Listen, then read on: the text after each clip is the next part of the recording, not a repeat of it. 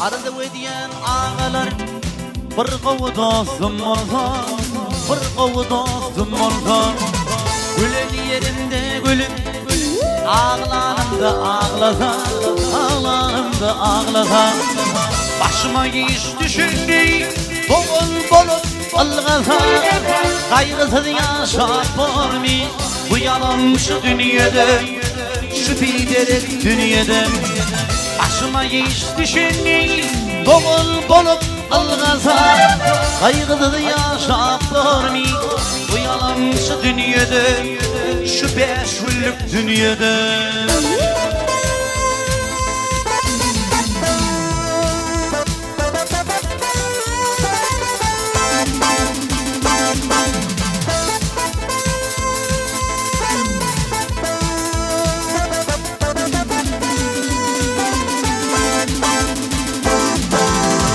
Aşık bolup dünyada 5 gün devran sürmedim, 5 gün devran sürmedim. Şu juvan yaşımda bir kovu dost görmedim, vefalı dost görmedim. İçim canım vüsyedim, yaşlık ettim almadım. Zıllan içinde kaldım, bu yalan şu dünyada, şu biderek dünyada.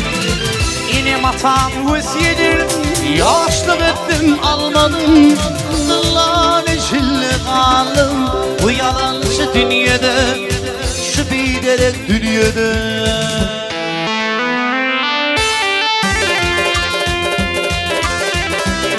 Sağ ol.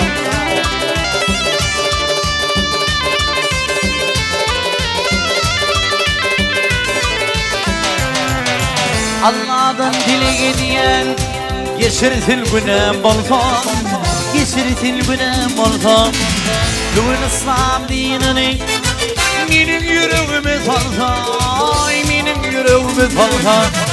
Min garibi dıllarım azaptı gaybi verse, yaşarın kaygı gamsız bu yalan şu dünyada, şu biderek dünyada. Min garibi dıllarım azaptı gaybi verse, yaşarın kaygı gamsız bu yalan şu dünyada, şu biderek dünyada.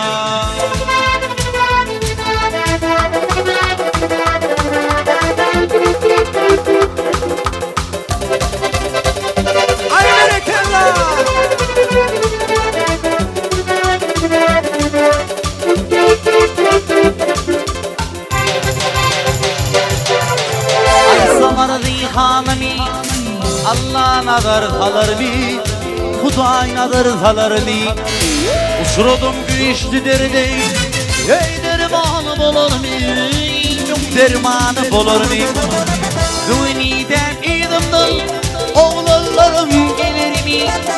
Zıllan içinde kaldım, bu yalan şu dünyada, şu biderek dünyada.